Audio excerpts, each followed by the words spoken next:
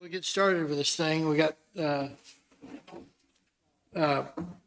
some decisions to make right away. Let me just do some housekeeping. This is a work session. It's not a regular meeting of the Planning and Zoning Commission, so it's a work session. There's no votes taken. We tried to reach consensus or at least make decisions about where we want to go, but it's a work session. I always have to say this, and you guys have been very good about it. It is an open meeting, but it's gallery can sit and listen and take everything in. But unless we recognize you and want you to talk to us, you have to remain silent. So we appreciate your cooperation with that. Any questions about that? We're kind of short on members tonight, but again, this is not a meeting, so we don't have to have a quorum. We'll just go with who we have. We've really got three things that are on my mind, and we'll talk about where we want to go from here. We really need to kind of keep plowing through the code. We really need to get that done, and I want to make progress on that. But we also have a site visit scheduled for this Saturday to go look at the area, and we probably need to talk about the forum a little bit more. I don't care what order we do these in. Would seek your ideas and opinions on that. Again, the three are site visit, forum, and working on the code. Let's do the site visit first. That's the easy one. All right. Yeah. All right. Site visit is scheduled for Saturday. Meet here at 2 p.m. Everybody drive themselves. Is that kind of what we're doing, Darren? Yeah, that's fine. Yeah. Okay. All right. Two of my daughters have volleyball tournaments this weekend, so I'm not available on Saturday, but I'd really like to have the opportunity to still go and look at it. And so I don't know what the best way to do that would be. So. Just get with me, Jeff, when you have some time. Okay. Fine. So anybody that can't make that meeting and wants some kind of exposure to that, just contact Darren. So what time, Just- excuse me, what time did you say it was? 2 p.m. 2 p.m. on Saturday, this coming Saturday. I mean, if it'd work better, I mean, we could always change the date too. Well, I think I think almost everyone else, it could work for them on Saturday. And I hate to move it for me and then somebody else have a conflict. Yeah. And so, But I don't know what you're doing. I thought Derek was gonna come out and put markers up for the 500 and 1,000 feet. I've been on vacation. It's tired. Do we wanna postpone it until you can get the markers set out? It's up to us. I know everybody's not here, so it's gonna get a hard time to figure out when everybody can. Yeah. I mean, I can walk out there and put markers up while we're there too. Jeff, I kind of agree with you. I mean, we got it scheduled. Everything's in motion for it. So It's I'd a say lot- let's just hard to- do it, and whoever shows up and can make it, fine, and not, okay. Eric, did you have something you wanted to say? I was just gonna say, I can help with 500 and 1,000 feet markers. I mean, I can raise flag and whatnot, so Yeah, Derek, do you want us to I'll do be it happy. before? You want us to do it? That's fine if you want to. I don't know if you can get permission to get on those properties. And we can do it on mine. It's across the road. Okay. Great, thank you. Thank you for that. I don't know as far as, I don't know what the rules are with all this, but I've got a ranger. If you want to call, I can give you my number. I can take you around and show you where everything is. Okay. I don't have any issue with that. I don't know if there's any protocol here, but I think whatever you guys can work out on the side works out perfect. Yeah, let's just do that. If we're doing 2 Saturdays, do we have an idea of where we're gonna be going this Saturday? I think the only reason wasn't that was 2 was because to accommodate everybody's schedules, maybe. I Yeah, don't know. that was the reason. Josh? Yeah, apologies, I just wanted to clarify where you guys are going to visit. everywhere. Can you be more specific? From trading We had club? talked about going to Clearways where the site was proposed. We didn't talk about that, right? Did we talk about that? Yeah, we did. I thought we did. Mary had mentioned it in the commissioners meeting, so he said he had to get. Yeah, I mean,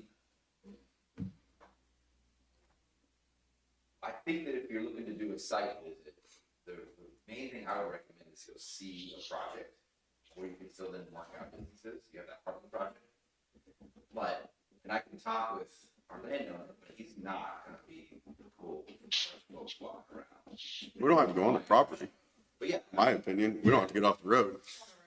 I If think, we want to do any distant marking, we can go on my property. yeah, I mean, that's fine. I can't. Gotcha. You guys don't have permission. Right. And so, like, So we'll either stay on the roads or highways or your property or somebody where we have permission. Yeah. That okay with everybody? I think as long as everybody else is good with that. I don't see any reason we have to go directly on any of the property that's presented or Okay. in a lease. Is the topography similar in the area? Yeah. So it's representative of what a 500 and 1,000 feet look like, and you can envision it on the other side. well, I'm- Knowing the lay of the with- land, that's what I We'll anticipate. better mark out mine KDs. Yeah. Their project is very easy because it's in a continuous rectangle. EDF, what they're proposing, it's all over, Okay. different areas. But the way the ground lays, all of it's, I mean, you got some rolling hills there, you got a lot of flats, but But still, I get the sense we'll be able to see enough to envision what it might be like. Yeah. Especially with the flags, if Eric can help us with that and Emily can help us with that. I mean, the field, like, they, like that. Okay. Can we move on from that? So it's gonna be the 10th, and what was the other date? 17. 17th, next Saturday.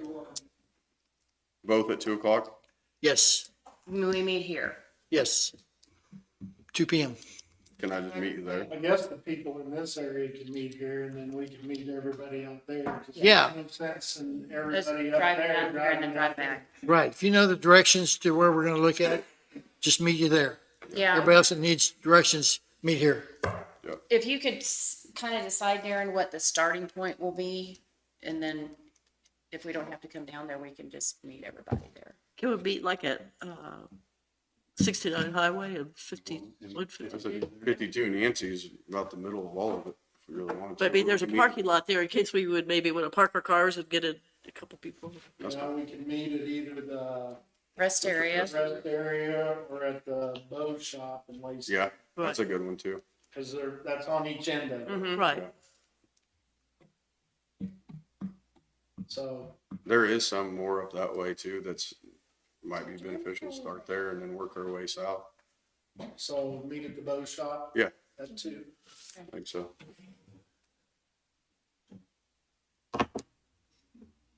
Well, we meet here at 2 and Yeah, I'll go to meet, the bow shop. I'll meet you wanna start here at 2 then? That's what we've been saying to people. So, Okay, so everybody in this area will meet here at 2. And then we'll be up there by 2:20, 2:30. yeah. yeah. Which,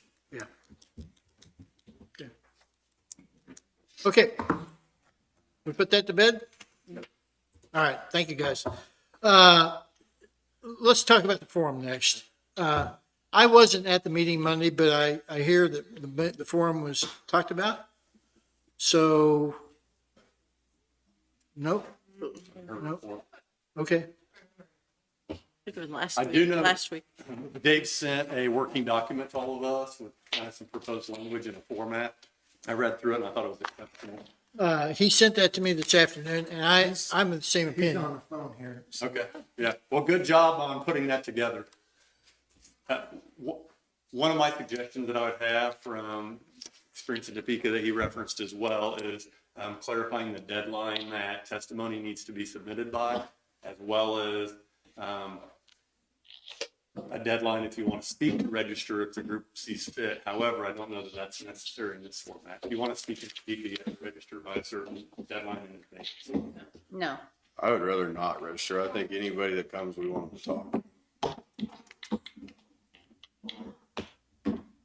Do you think that if it's in a written form, it should be in by a certain time so we have time to read Yes. it? I think that's a good idea. Yeah. That's the purpose of having it at. Okay, so we're still talking March 4th. Yes. Is that the latest, Darren? We got March 4th? Okay, so, And that was 7 PM, is that correct? 7 PM. okay, And David is saying that he does, if the deadline for the written submission might be a good idea He says he does think it is. for the written stuff. Yeah, I agree. What's a reasonable date to have that in? I guess you guys do this more than we do. Is the 4th, is that fine? Like if someone's coming, they could drop it off there even? Like at the meeting? Or is that not really kosher? I don't know. I haven't done this. Yeah, so I kind of two thoughts to that. And one of it relates to what he said about the follow-up questions. The goal would be to set the deadline far enough advance so that the planning and building board members have a chance to review it. And if they have follow-up questions, they could ask it. And that's similar in nature to where he said it's customary. Once the proponents have got done speaking, then the board can ask questions of anybody that spoke in that group rather than after each individual. So 3 days in advance would be an okay suggestion for a starting point for me, but I don't know what day of the week March 4th falls on. Monday. It's on a Monday. So they're proceeding either Thursday or Friday. So if we get them, I'm just trying to understand. I haven't been through this. So let's just say that'd be the 22nd. Then would we meet to read through all of them together? Or does that something like Darren sends out to everybody or? So when you go to Topeka to offer testimony for stuff, they always, when you walk in, have printed copies of all testimony that was received, and it is organized by a proponent, opponent, and neutral. The committee members get it in advance of that to review on their own. They don't talk about it collectively. And then there's not necessarily enough copies for every person that attends one of the hearings there, but there are numerous copies that are available. Okay. And of course, anyone that was denied the opportunity to pick one up because they ran out could make a request and they would be provided. Okay. I think the 28th would be good. That way everything can come in, then Darren can have enough time to organize it all and send it to us. That way we don't have him working on a Saturday. My only concern with doing it, what day of the week is the 28th? Monday. Or, I'm sorry, what day is it? Wednesday. Sorry, I'm looking at March I was looking at March 4th. 3 weeks from now, I just think 29th, so it's a Thursday. That's where I was going. maybe pushing times. on When you set the date, you need to have a consideration of, okay, how much time is that from now when the public is notified so that the time to get their thoughts together? And so maybe that means March 4th isn't the correct date, although I still think there's time, but the communication, however that is going to be sent out, would need to be done in short order. immediately. Yeah. So 29th, having everything in really pushes, that's a Thursday, and we're meeting on Monday. Right. We want to kick it back to the first of that week, the 26th? But then I feel like you're pushing all your residents of us publicizing to that they can do it. They'd have to write it and get it sent in by then. How about the 28th and say, get it in as soon as you can. What day of the week is it? It'd be what was the 29th? It's Thursday? 29th is a Thursday. So it'd be Wednesday. And just say, put on there, say, we prefer that you get it in as soon as you can. So say that again. Well, say the 28th, which is Wednesday, right? And then put on whatever we're sending out that we prefer that you get it in sooner. Sooner. But 28th is the last possible. Right. The most common way they receive public input in written form in Topeka is an email to the committee chair secretary. We don't have the luxury of having that kind of position, so I don't know the best way to electronically submit them. There is a generic email address. They usually just all go to Darren. Darren. Oh, Darren. So Meaning he. David said email, mail, or drop off. That sounds reasonable to me. Right. Email it, mail it, or drop it off. It has to be, even if you mail it, it has to be here by the 28th. So are you gonna start advertising this like tomorrow? Because we were told we were gonna have like a month to get the information out there and we can do our own ground game, but as far as, Facebook, newspaper, all of that. Yeah, we're behind the ball already, but I think we stick with the schedule and we have a condensed time. It's just what it is, so. So do we know when it's gonna go in the newspaper? And I know we talked a little bit the last time about the verbiage of it, so it wasn't like generic and people knew that it was actually talking Not about a solar solar. farm. So I guess if we got it to the paper this week, would it be published on Tuesday then? It'll be published Wednesday. next Wednesday. Wednesday. Yeah. Linn County News is next Wednesday. The journal could come out as soon as we get it. So, David has suggested, go ahead and read it. You got it. Did anybody or everybody get a chance to read David's Yes. suggestion for the ad? So it says, public forum on industrial solar developments in Linn County. Big time and place details, all opponents, proponents, and neutral parties of industrial solar development are encouraged to speak or provide written comments to the Linn County Planning Committee. Both written and verbal comments are subject to specific guidelines found on the Linn County website. It could be another, something that would have to be done, and Facebook page. So we would need the vital details added to this and the contact information added to this as far as submitting the written things. Any thoughts on the language itself, the bold print? I'm just curious, can we just go ahead and put the guidelines in the ad so people know it? So then you're not asking them to go somewhere else to look? Sure we can. It's all this space. And money. I think they need to know that it's for 2 minutes. Because some people may want to come in and think that they can speak forever. And they need to know if they're preparing themselves to speak, whatever position they take, that they only have 2 minutes. I just know everybody doesn't have the internet. And so that was my only thought with it. Good point. So if we put the guidelines to where it can be found on the website or the Facebook page, is some people don't know how the internet and some people do have it and don't know how to operate it. Sure. So just trying to be as fair as possible with everyone.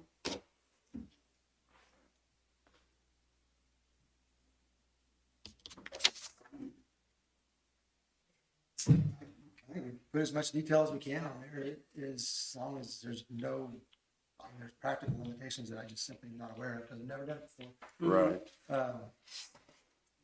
And make sure that Darren has all that before he leaves tonight. If we're gonna push, No, I'd agree. move the I ad. think that'd be our main focus, is to get it done tonight. Yeah. But I think we're all in agreement. What David laid out for us is really, really good. It is. So we're going to try to, all that as close to as practical and possible. And Darren, just do the best you can on what David's laid out. But I agree, the 2-minute thing is really, really important, because if people are thinking they're going to get 15 minutes or 10 minutes or even 5 minutes, that's just going to not work. We have to have it for 2 minutes. So we've got two options. One, and it's semantics, but in the notification, when you make a list, it's appropriate to do an alphabetical order. So I think it should read neutral parties, opponents, and then proponents.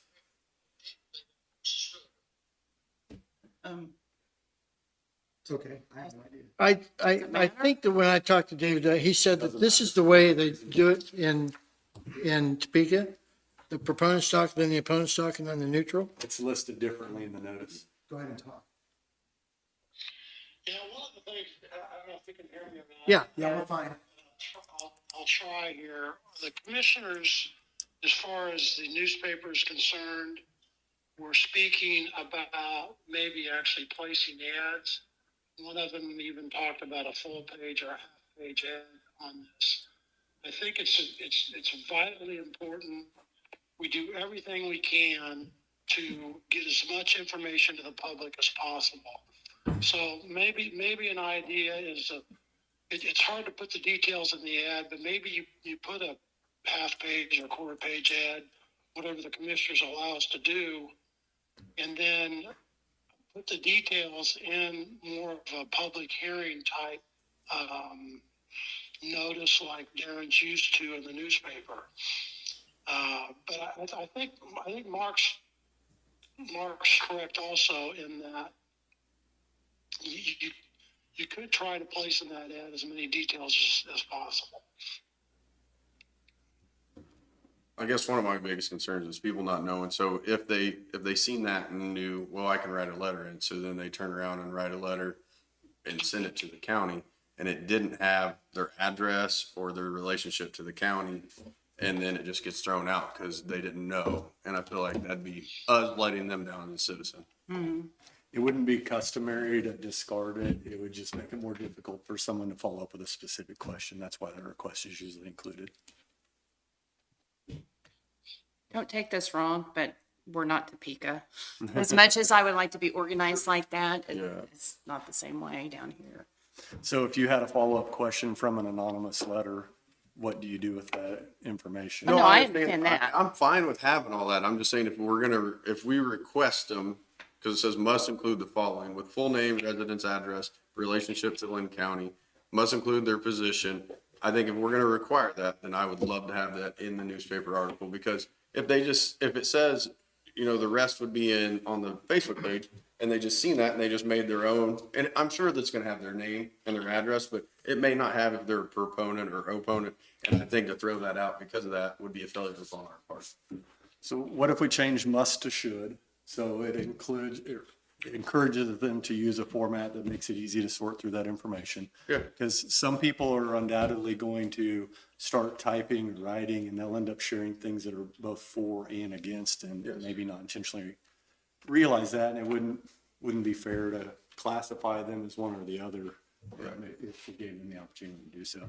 Right. I'm in complete agreement. Give them as much information as possible. You don't want anyone to leave the meeting frustrated because they've felt like they came unprepared and didn't know what to expect. Yeah. So putting in there that it should include opponent, proponent, or neutral rather than must, should include your address rather than must include your address, clearly implies that it wouldn't be discarded. It's going to get it in a more uniform format. Yeah. So, Will there be anything saying you're coming to talk about 4,000, 8,000 acres of solar arrays coming to the county? I mean, do we need to put anything I like don't that? know that. I mean, I don't know. I don't think so, Okay. because I think, no, that's just my opinion. So Jeff, this question is with your Topeka experience, and I understand that we're not Topeka, but they've been doing this for a while, more than we have. The order would be proponent, neutral, and opponent. Is that generally the way they do it?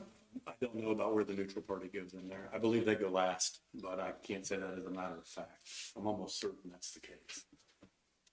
David? Is the order that you proposed in your suggestion what normally happens in Topeka, David? Sorry about that.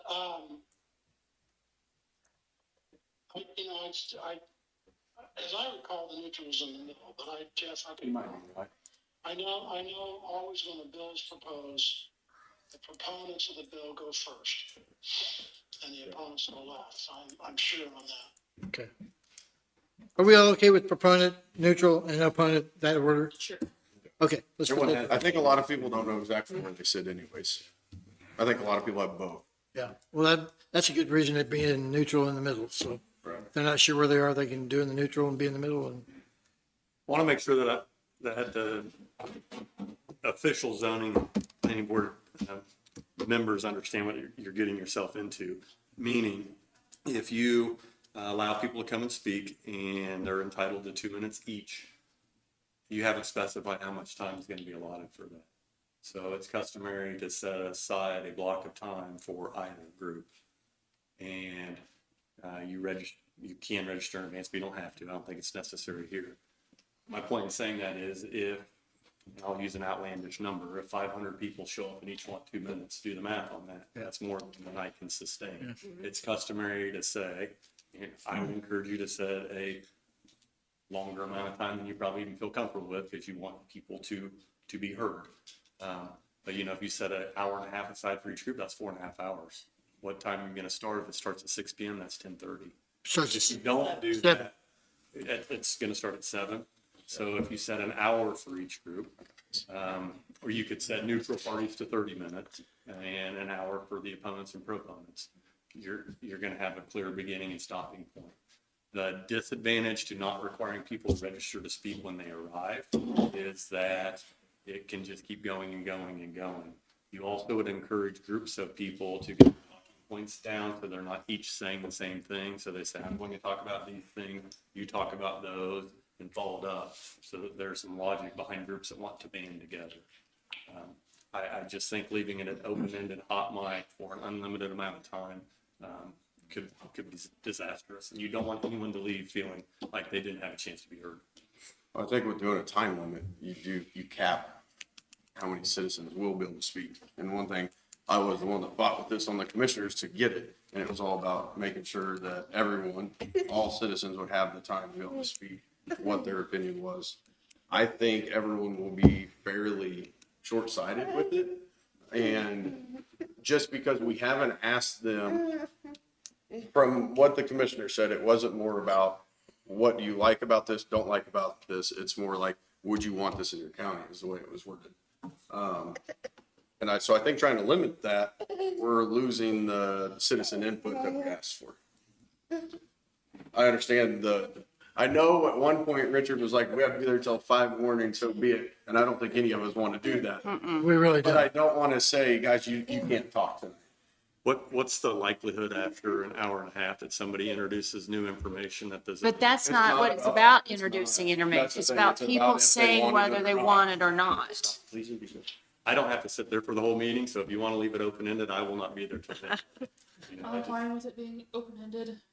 You what? I'm fine with it being open-ended. I don't think that people will drag it on too late, really. I think they'll get tired. Just kind of I think they'll get quick to the point of if they want it or don't want it. And I think your reasonings will come more at the beginning. And then as a lot of reasonings are out there, it's going to be pretty quick. I mean, we are requiring them to state quite a bit. If they got to get their full name, their address, their relationship to the county. I mean, that's going to add some time to it. But I think they're actually, for the most part, from talking to the commissioners, it's about if they want it or don't want it. I think they can make that pretty quick.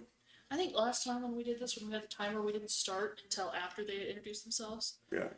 That seems unfair to include that in your time. Right. Would it be possible to have a display so that the speakers know how much time they have remaining? We did that. I think we had like the, Yeah. Yeah. They had a big screen up there that showed that. So So what does it look like? Cause I wasn't there for the wind one. Is there like a panel that sits up?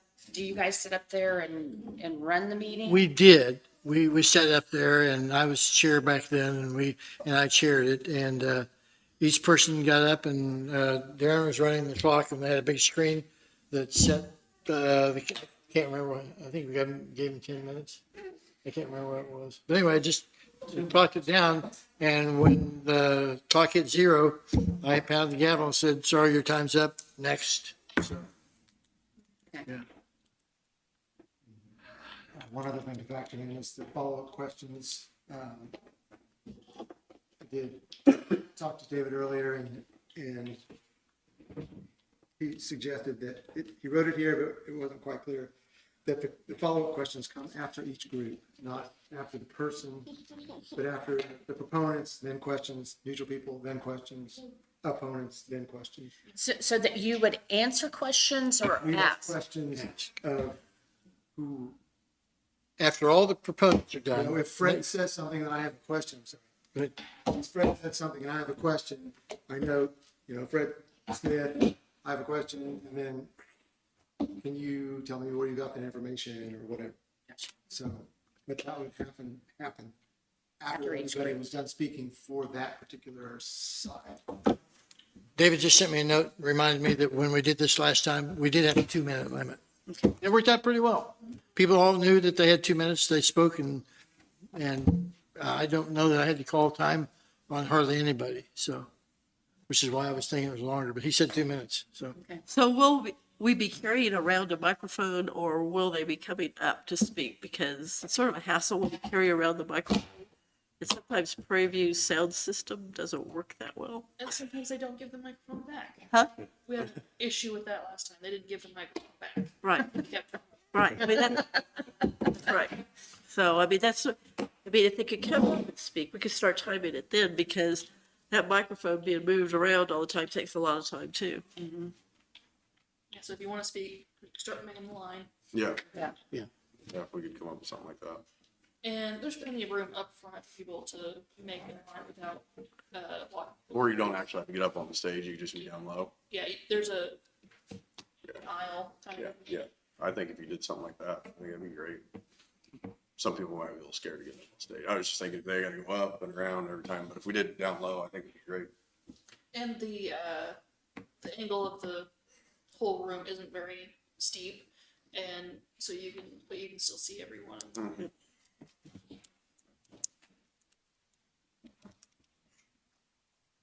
Okay.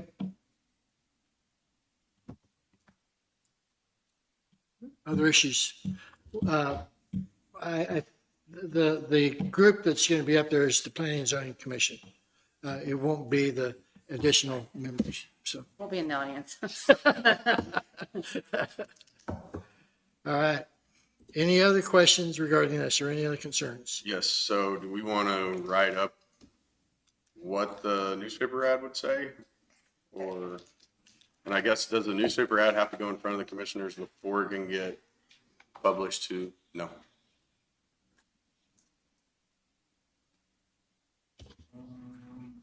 Just, I think writing it up's not a bad idea, just to make sure that everything gets in it that we want.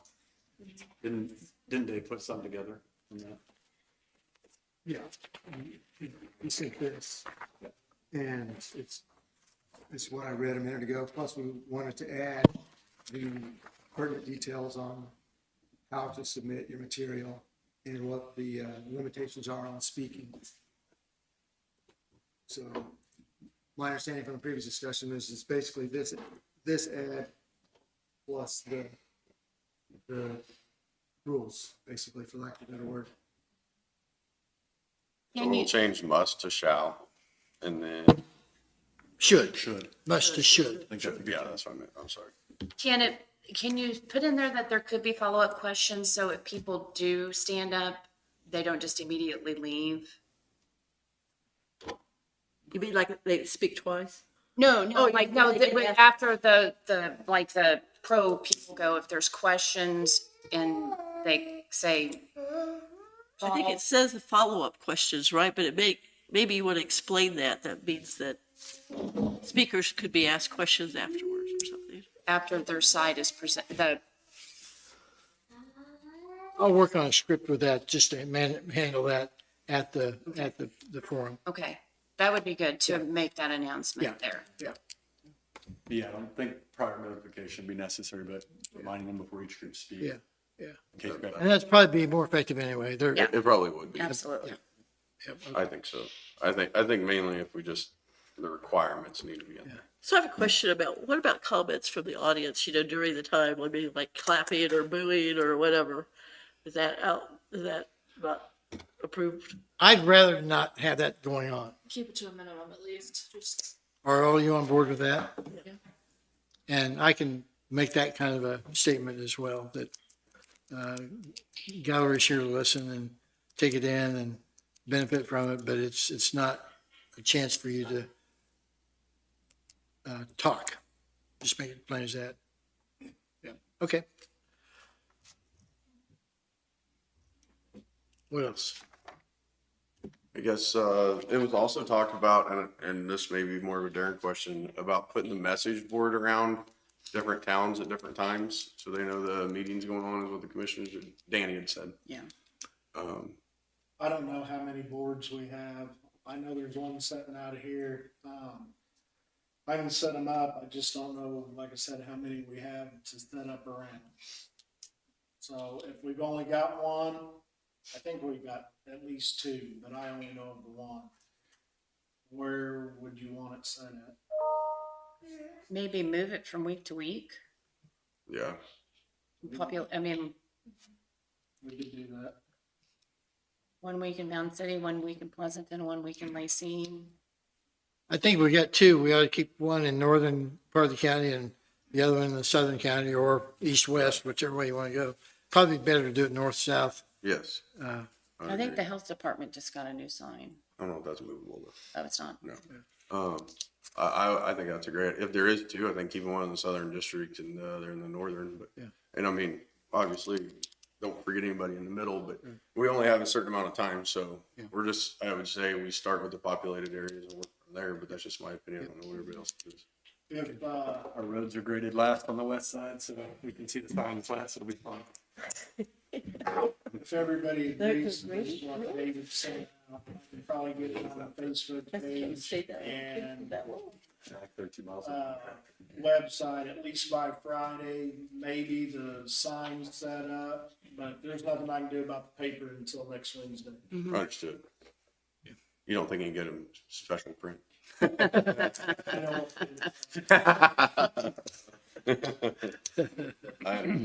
and I probably shouldn't repeat it. No. It's understandable. I was trying to think if there's anything else at that time to talk about. I know it was the paper, they talked about running a fuller half page. I remember that. I remember the message board. I know they said they wanted to run it in the paper at least twice.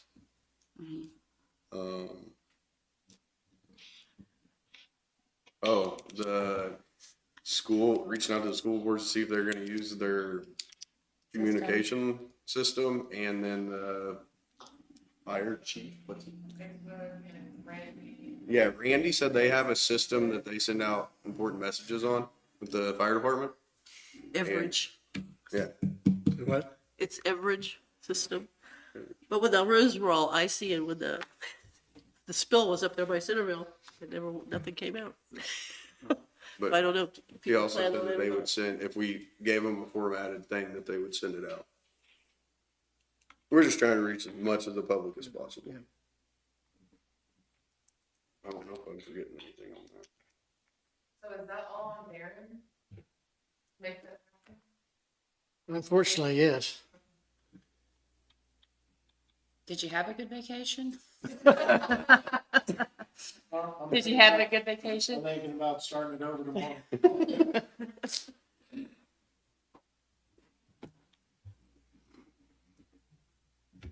Yeah, if we can get all that done, that sounds good. Yeah. Just what can be done. Never gonna reach everybody, but that is an excellent start on making a solid effort of doing so. Facebook, good line. Yeah, Facebook webpage.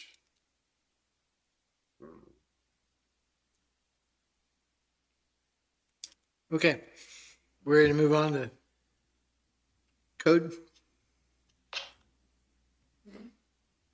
Any final words, David?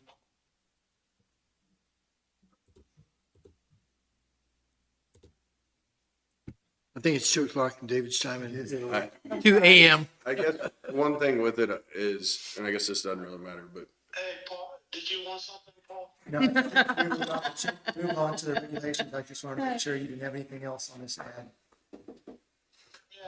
Yeah, the only thing I'd add is we cannot over communicate on this. We've gotta keep in mind, communicate. Everybody's gotta know about this.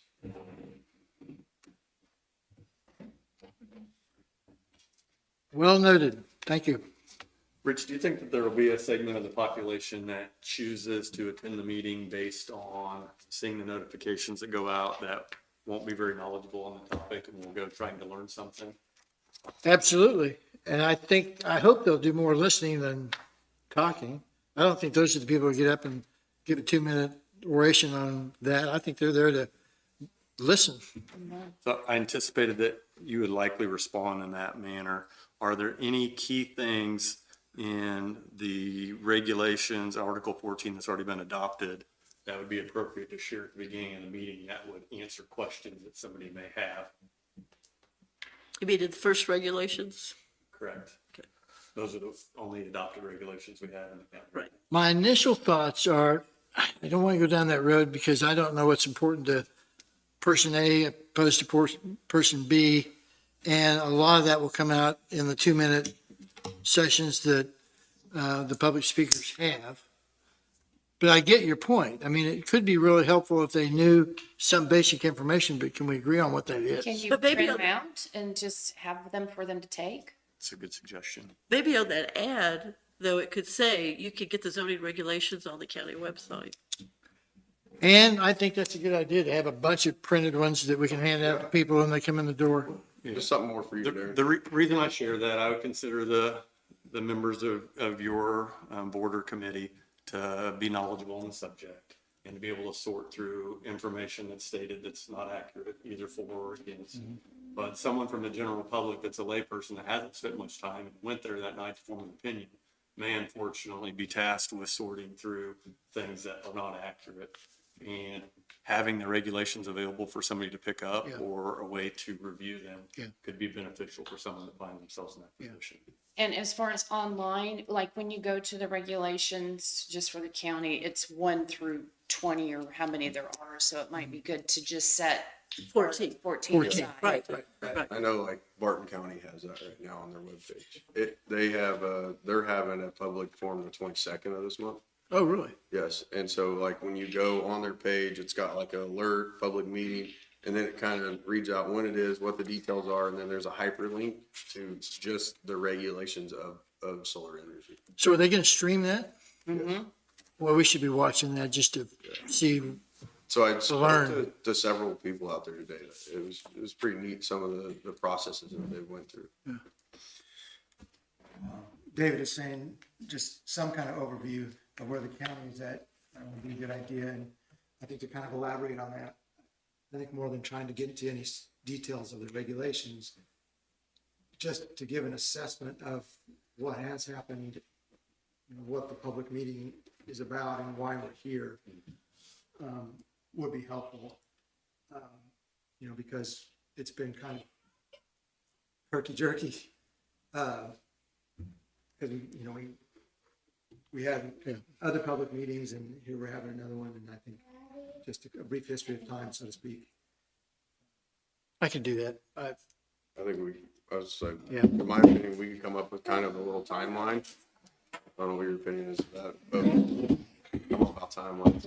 But a timeline of what's went on, of what you guys have been through, what you've done, where we're at, and what we're looking for. Yeah, I heard you on Monday, that's what I was joking. One thing is, what about the Fort Scott radio station? Do you think they would air it?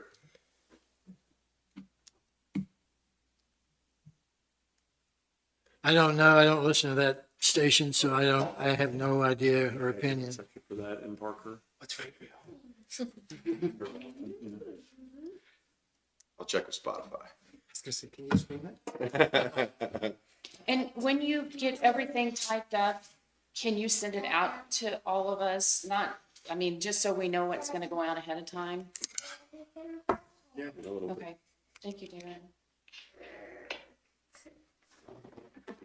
So a summary of where this started and where it's at now could include, the county has previously approved Article 14, which consists of a set of regulations that would regulate any commercial solar project constructed in Linn County.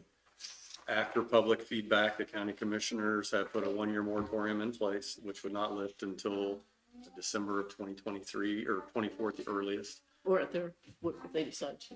They could change at any time, that's right. That there's a committee that's working weekly to review the regulations. What day of the week and what time those meetings occur. And that'd be a pretty accurate summation. I agree. Is any of that misleading in any way, either for or against? I don't think so. No. Okay. I mean, I don't know what key details could be pulled out of it that would be helpful at the onset. I mean, you could say the Article 14 included allowing construction of commercial solar farms on up to 8,000 acres within the county. It specifies the setbacks from adjacent property lines, things of that nature, as well as ground cover or screening requirements. Don't state specifically what they are. Yeah. And say that the committee that's meeting weekly has been tasked with going through and revising those. Your input tonight could be beneficial. Yeah. I'm okay with that personally, but I think we need to watch out for the slippery slope. There's so much detail in this that we could lose them and misinform them. I think we need to keep it very high level. If you summarize it, they could think, well, that doesn't sound like very much also. Yeah. It's a double-edged sword. Right, I agree. Or it sounds like too much. It's 8,000 acres, but we're not accounting for the 50% of the. So sticking with the previously adopted a one-year moratorium, a Yeah. group is meeting right now We got handouts for you. Yeah. 4 of those handouts. That's good, yeah. All right. Okay. Okay. What else? I do, not about the meeting, but maybe more after the meeting. Is our purpose after the forum, we come back in here with the group and talk about it? That would be my thoughts on it, yeah. We just take it all in and come back here and figure out where we're at. And, that may mean we need to have a election, a referendum. It may mean we need to do a scientific survey. It may mean that we found out everything we need to know at the forum and we just need to make decisions on what we know. It'll be a clean slate and we'll just figure out where we're at. Don't make any assumptions about where we might go with this. Just the forum is the decision point. Is there the ability to live stream there? I don't know. I'll have to call him and ask him.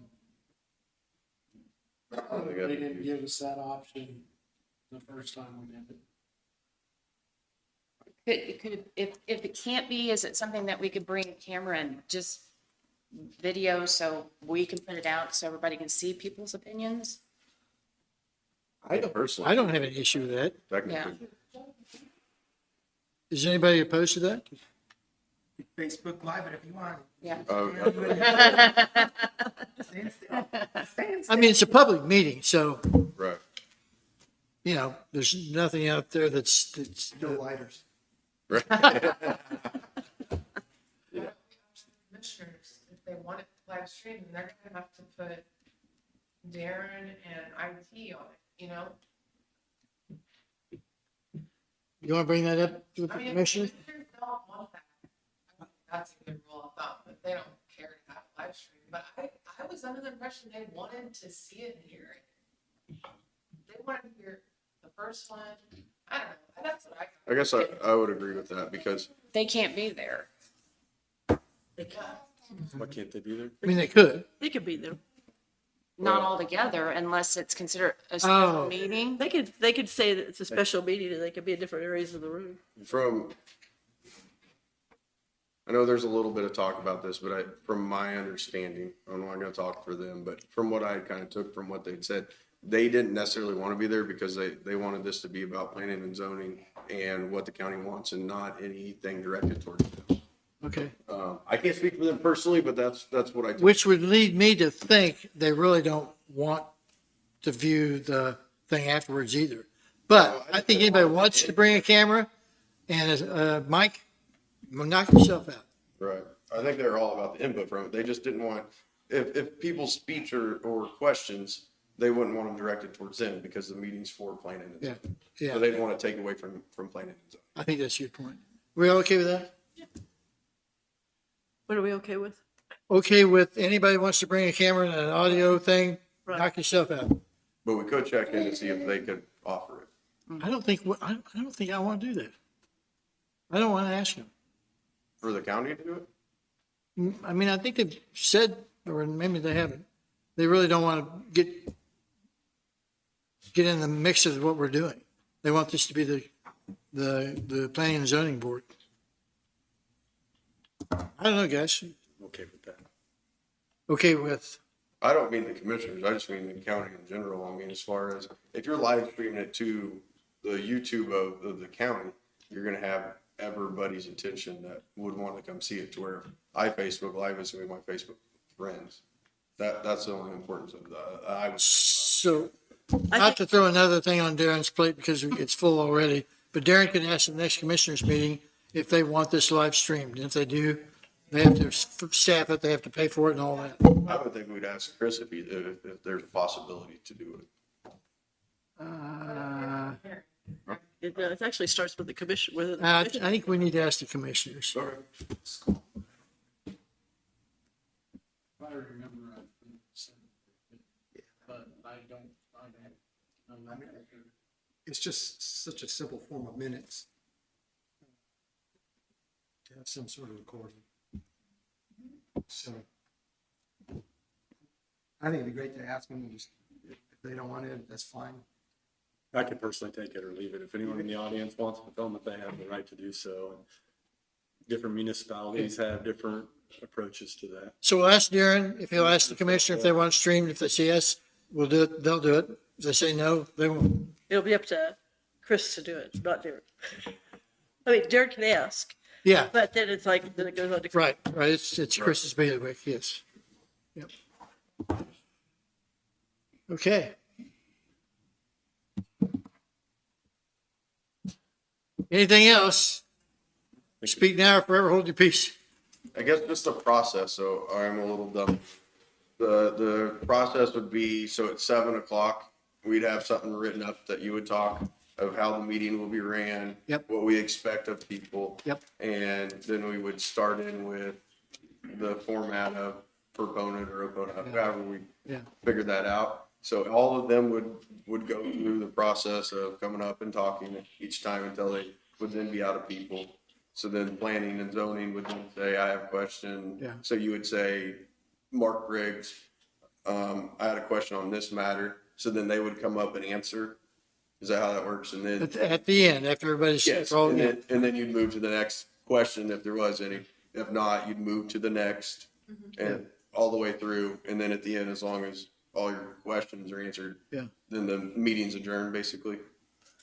But did we say that the questions would be asked, ask after the proponents and then after the opponents? Yeah, that's what I'm saying. Right. Like all proponents would speak. Right. And then at the end, they, let's just say if it was Mark Briggs, we have a question for you. They would come up, answer it. You'd answer any questions for the proponents would be done at that point in time. Yeah. And then it would be, okay, now the neutral bodies need to come up and give their presentation. And then you do, so just kind of the full line out. So then after the last group that goes and the questions are done, then that's the end of the meeting. Once we're done with the proponents, the neutrals and the opponents, The questions. then we're done. Yep. And customarily, the questions originate from the planning and zoning board, not from the audience or anybody. That's It's the just only people that can run questions. All that clarification. And I'll make sure the gallery or the audience knows that they can't weigh in on this. They're here to listen and take it in. They're welcome to do that, but they can't be part of the question.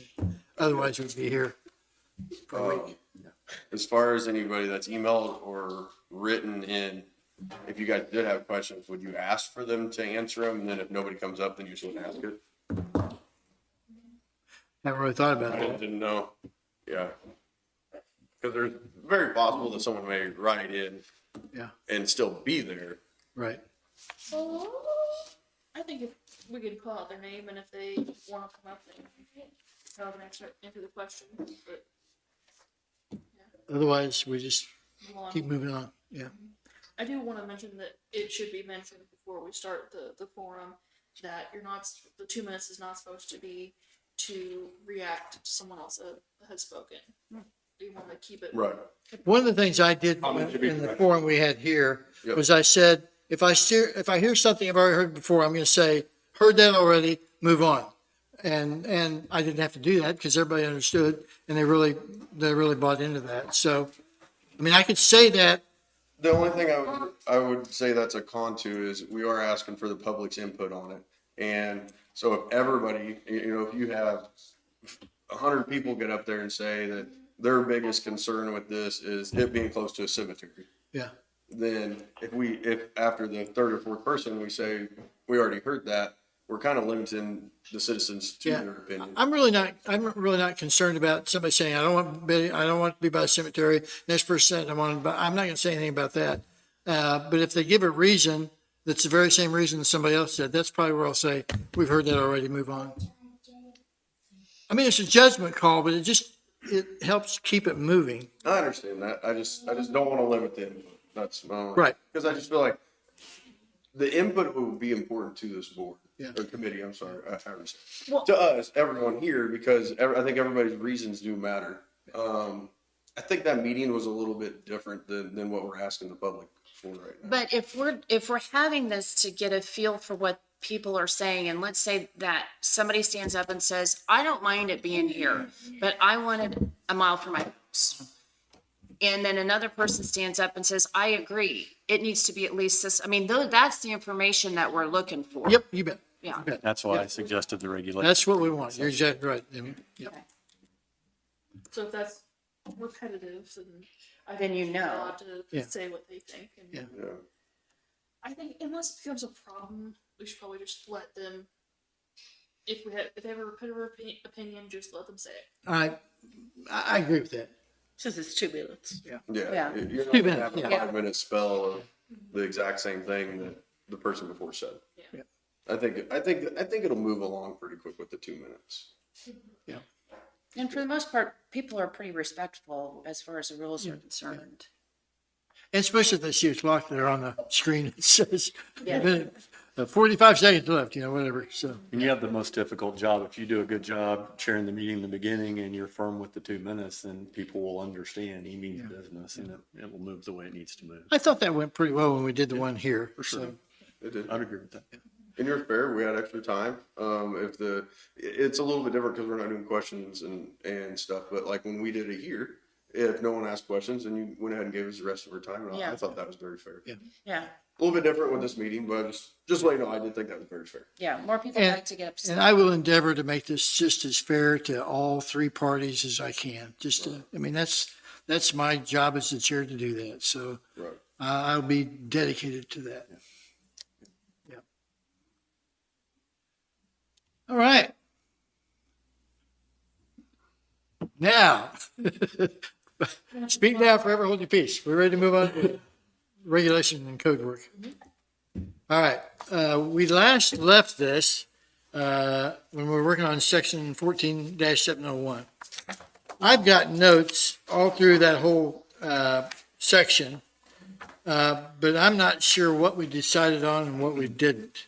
I don't think, my opinion is we don't really make a decision. We keep all those notes for the planning board to make the decision later.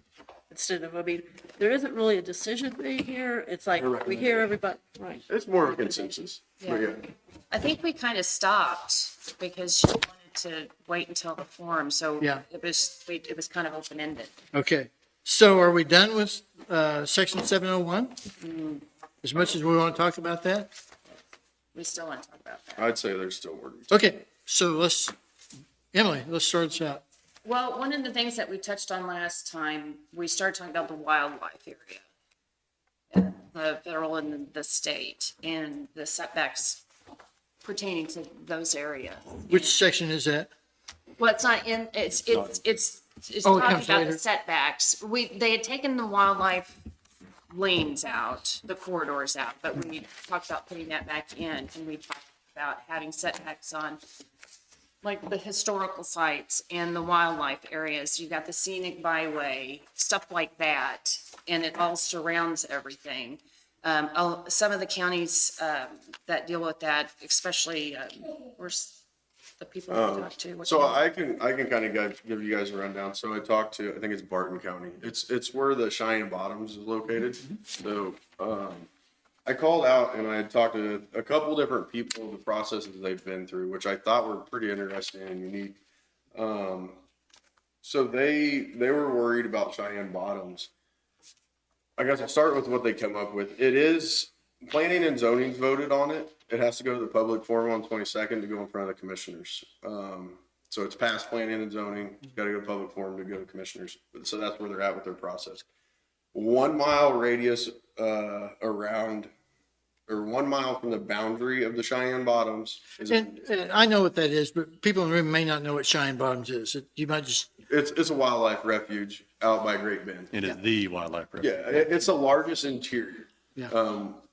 And I'm not exactly, that's about all I know about it. I know it's, there's a lot of agencies that help with it.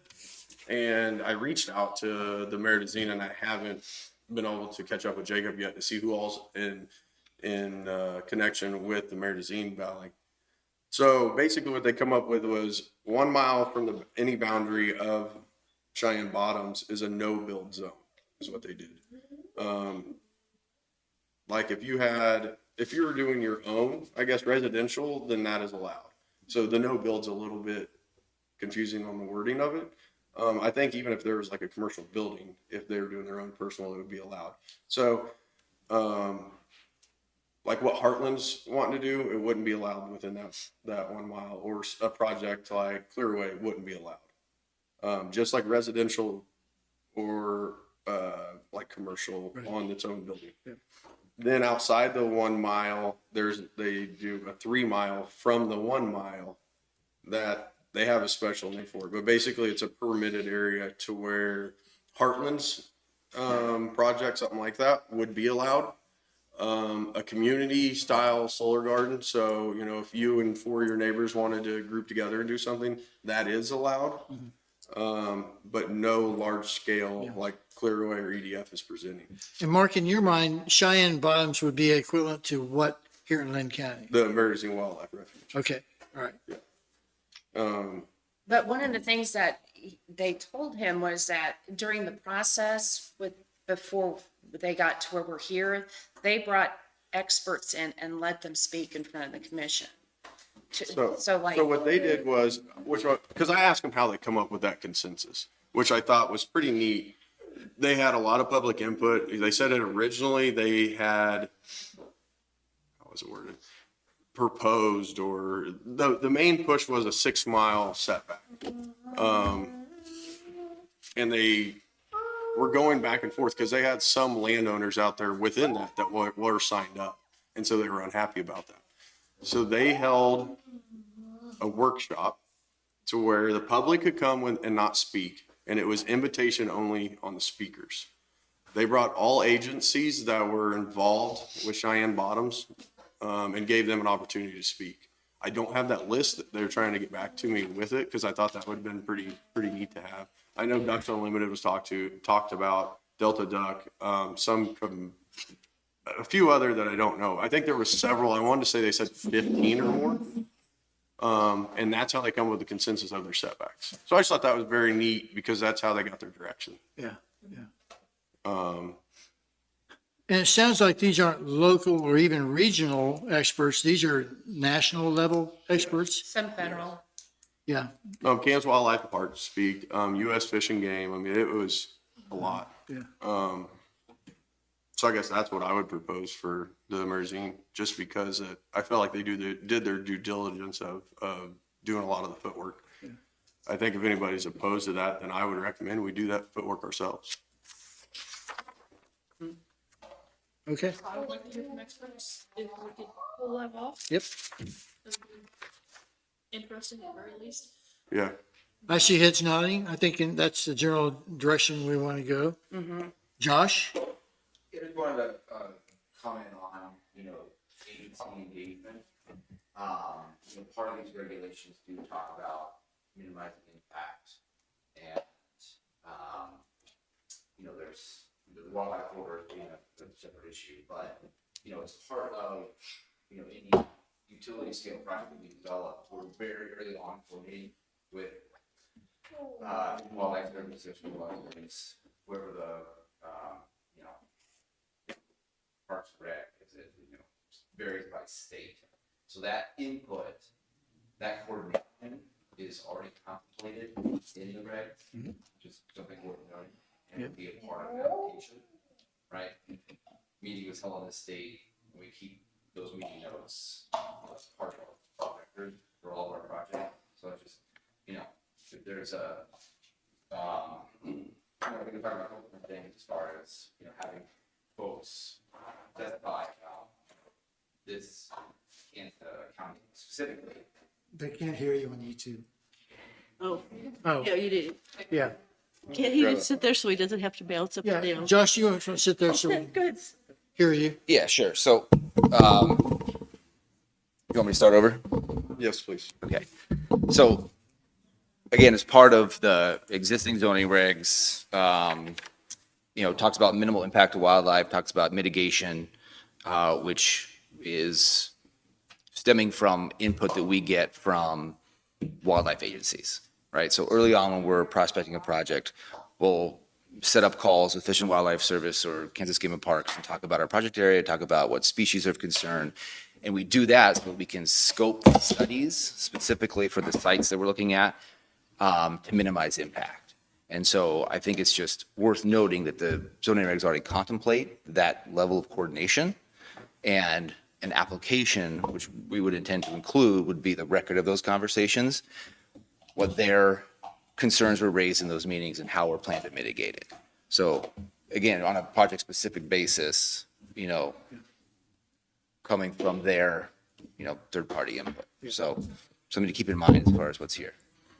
Can I ask you to sit there, but you can't talk unless you raise your hand and I acknowledge you. Okay.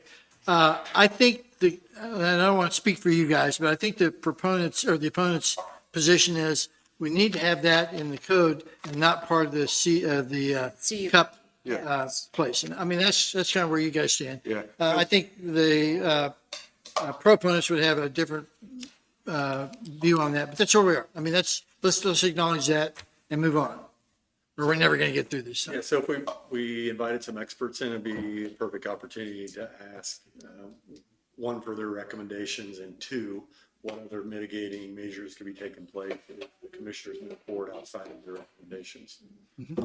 So that'd be the. Yep. All right. I think, just as a opinion here, to what Josh said, all those agencies, more than likely, and I'd like to have that stated in the regulations. We'll get to that when we get towards the end of the regulations. I have several things I'd like to add, and I'm just going to wait until the end because I don't know exactly where they should be. That's not my per se, but I talked to Zach Eddy that had done the opinion letter from Olson and Clearway, and he was surprised they hadn't had a follow-up again yet. But I think having a general overlay of what we're thinking for the wildlife refuge, just because it is a refuge, it is a sanctuary, to have that in the regulation so people know it is being protected is huge. And then, yes, those agencies, not all of them, because like Ducks Unlimited, for every cup isn't going to review it. And each one of those are very important because they all bring something else to the table. Yeah. And for each cup that gets applied to the agencies that do get involved, they'll look at the area that it's getting applied to. So like they'll want to, so stating back, when I talked to Zach, he said what he had got was a pin with a circle around it and said, hey, we think we're going to do a project in this area, which they wanted more information because they would like to see like the total layout of, how panels and inverters and to give a true opinion. So I think it's two different things is what I'm trying to say. Well, and I think your point of view, the opposition's point of view is we need to have this embedded in the code and the regulations. Yes, sir. And the proponents probably are okay with the cap. We'll leave it at that, and when the committee starts on this in earnest, we'll just have to sort that out and figure out where we're going to go with that. So you will put it in the regulations? It'll be decided. It'll be the Planning and Zoning Commission's decision of what they move on to the county commissioners. Okay. So I guess I got a question. I'm a little confused. So if we're going to work on the regulations, the setbacks and everything, I think we would like to be part of doing a meeting if that's what we're going to, if it's going to require bringing those experts in, then I would say we've got our group here to work on that. And I think we just bring more to the table. I wouldn't want to wait until it would go back to planning and zoning to get voted one way or the other on. No, I think that's okay. I don't think we're disagreeing with that, are we? I mean, I think we want all the information we can have before we. absolutely, absolutely. When I said I was supportive of bringing the experts in, I meant that to this group so we can hear from them, so we can make an appropriate recommendation that the official commission can either adopt or ignore. Right. Sounds like we're on the same. Yeah. Okay. I thought maybe you insinuated like you'd note it and then it would be voted on with planning and zoning. But the consensus is we would want to have our own special hearing meeting with the. Absolutely. Now, I'm good with that. in the end, it's going to be the Planning and Zoning Commission that makes that decision. But up to then, I think we get as much input from everybody that's an expert that we can. I think that's what we endeavor to do. And I see heads shaking, so So maybe I should, so just for future direction, between now and then, maybe I should reach out, or I don't know how this works, but I could reach out, or if somebody else wants to, I could reach out to Jacob, which is who runs our wildlife refuge, and see all agencies that are involved there, or I could, and reach out to Cheyenne Bottoms and see who they invited to theirs. that would be great. Okay, and I can put a. Again, in that vein of the more information we have, the more perspectives we have, the better decision we make. I think that's great. I think it's a good idea to do organizations like that. Yeah. But when you're talking about Ducks Unlimited, I mean, to me, they have an agenda. Ducks Unlimited does. So I mean, we need to do. They all do. They all, every. Right, but the It does. federal and the state. But with one thing to that, they're professionals in that. And you have to understand, they hunt these animals, but they care for them, they protect them at the same time. Yep. It's just like a person that raises beef. You know, you're going to do anything you can to keep that cow alive, but you're going to eat it at the end. Right, but we could have tons of professionals like that come in about things like that. Where I'm saying maybe we stick to, or, government agencies that work on. I would disagree with that. I would personally like to hear from Ducks Unlimited and companies like that, but I think majority of this should be from agencies. Just understand that they do put a lot into those areas. So I think having their word is huge because they'll donate time, money. But they're trying to protect their interests is the implication that she was saying, which is why it becomes difficult. But if it is their interest and they're the ones investing into it and making it a better place, I do think they should have a say. Well, and with it being the state, the federal and all of that and putting the solar panels in between, a lot of when solar fields are put in next to those, a lot of the regulations ask for, I can't remember the term that they use, but deaths of animals, deaths of birds, part of the regulation is they need to keep track of that. I think all of in the deaths. opinion letter from Kansas Wildlife Parks is the same thing, if I remember right. Because I did send out some articles, peer-reviewed, from the U.S. Geological Service and stuff in regards to the lake effect, which I think is important because, I mean, it's the ducks come over, the birds come over, and first thing they're gonna see is water, but it's not water, it's the solar panels. And that lake effect can be mitigated by like a protective film that goes on those. True. It can help. It can doesn't help. eliminate it. That's what I was told. Just more info for knowledge. From talking to the wildlife people that I've talked to, it sounds like with the solar farms, if the appropriate fencing is used, the biggest concern is migratory birds.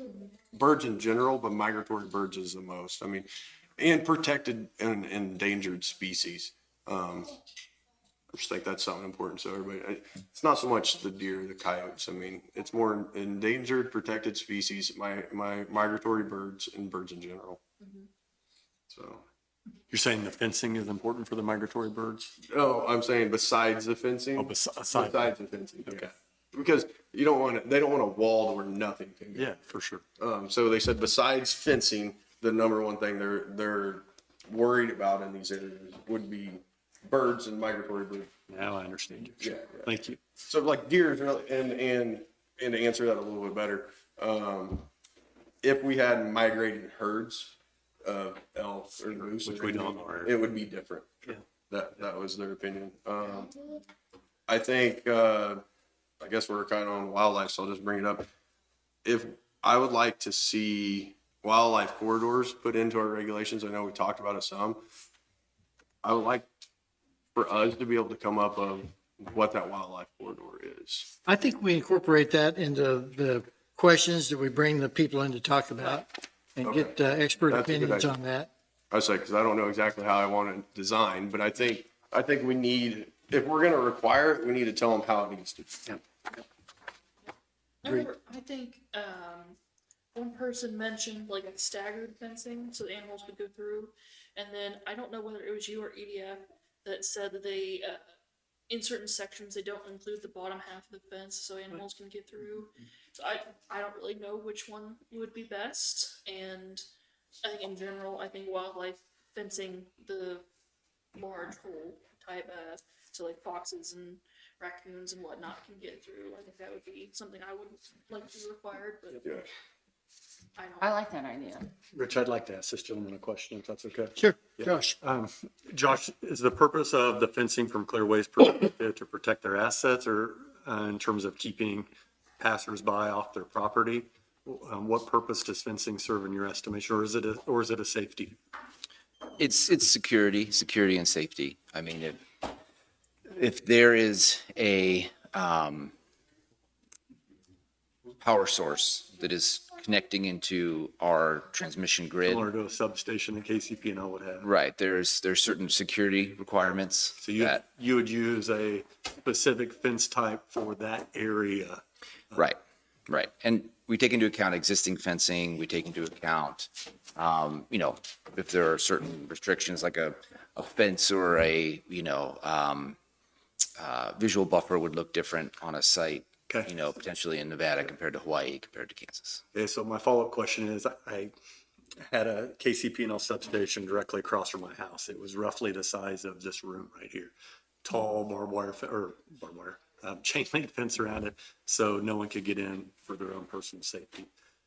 How many spaces on a development, or how much area would need that type of big obtrusive fencing? I think that's pretty limited to the substation because of the voltages. How big would a substation be on a? What you were describing, it'd probably be that same size.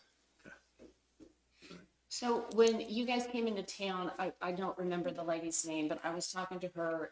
She was explaining the project. And your project has a lot of the fencing already up because it's already there. She was talking about how, and I'm asking you to correct me if I'm wrong, that the whole project would be fenced. However, the wildlife corridor, so to speak, was down to the south where you had a more open area, but the whole thing was still fixed. Is that correct? Because like for the south of your project, it's just open. It's like the area that does. The 50% Yeah. farmland area. She said that would be where the wildlife would go. I think if I'm picturing, Just from living there, I know. So what they may have been talking about is, so over on that piece of ground, they're not going all the way south because that's where they put their elk herd. Okay. So that's what you meant by where the wildlife was going. So they actually moved it out of their northern district. She was saying that that was for the project, the Oh, whole okay. project. So I mean, I just was. yeah, clarifying that. so again, we're talking project specifics instead of generalities, which I think is, you know, when I'm listening to this input, I'm trying to picture how I would put this into an application. And I think that, you know, taking into account existing fencing, we would probably need to add some fencing in, perhaps at the landowner's request as well, to delineate between, you know, where he maintained his activity and where our site is. But as far as, you know, what a wildlife corridor would look like, I think we would also rely on the agencies as far as what they would want to see and then incorporate that into what either was updated, if there was a fence there, we needed to add something to it or replace a section. And then if we were to put new fencing in, you know, there's, you know, it's got to be an in, got to be an out sort of thing. So that would come into play. But yeah, as far as, you know, the site that we were discussing when we were at those open houses, you know, that was again designed, taking into account the 50% reservation. So if you had 200 contiguous acres covered in solar panels, would you envision that area where the panels are concentrated to have a fence that is meant to be deer-proof, for example, to protect the panels? Or if it's in the middle of a 1,000-acre property, is there any reason to fence that out? Could wildlife walk through that space? There would need to be some fencing for security. Beyond a 5-strand barbed wire fence? Are you talking chain link that's 6 feet tall? Just trying to envision what wildlife corridor would need to accomplish. 5-strand barbed wire fence, all of our pastures in this area are comprised of that. Wildlife go through that on a regular basis. You put a 6-foot chain link fence up, we got a problem. Yeah, and I mean, fencing's expensive, so as No much doubt. as we can minimize, you know, or still accomplish, you know, some level of security without, 6 feet barbed wire, et cetera. I think it's also a matter of where the project is located. You know, is it, you know, going to have, a lot of access points or,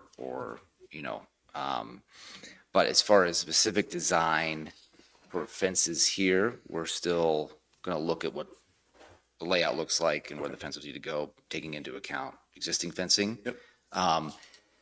I would hesitate to say that, yes, it's going to be three wire barbed wire. But I would really not want to put in 6 feet chain link. Because I guess that's I'd like to see the expensive. regulations of what the fencing would be. I mean, we can put our own. That's where I was going with. Yeah, because otherwise these companies, they could come in and put 10 foot up. I mean, and that's more of an eyesore than a. But when I think when we get some of these regional and federal experts in, I hope they'll eliminate the really good points and we go from there. We'll say wildlife. Yeah, when you did the tour of the small Heartland solar, what type of fencing was around? None at all. It was, Chain link, yeah. well, around, there was a chain fence around the, The road, where the road was. There wasn't? The entire There was. perimeter of the site Yeah. had chain link around it.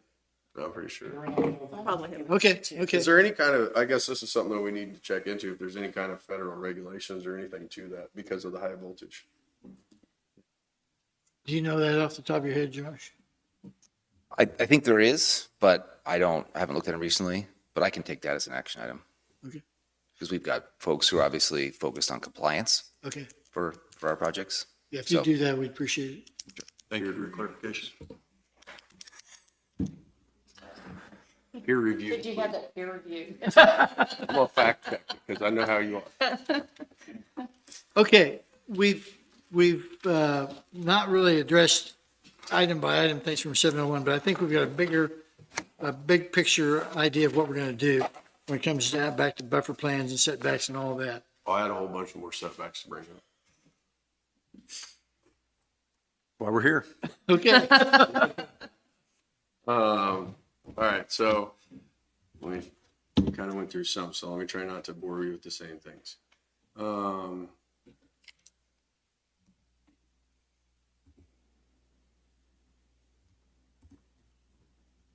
But Mark, before you get going, I thought where we were headed was, we need some experts to come in, they need to tell us what's best in practice and what works and what doesn't and all that. And then we would have answers to most of these buffer and setback questions. For the wildlife refuge, yes, but they're not gonna give us anything else. Like, there's a lot of regulations I read out there. There's a 2 mile setback from the boundary of any public or private school. Which most of the time your schools would be in a city, but that's actually uniquely different here. We do have some that are out in the middle. And a lot of that's for safety concerns and for future development. Because it's a lot easier to buy a piece of ground that someone's farming than if they have a 50-year contract on it. Yeah. And so then we don't want to limit the future development of our schools. So schools was one. Public, private, and commercial airports was another one. And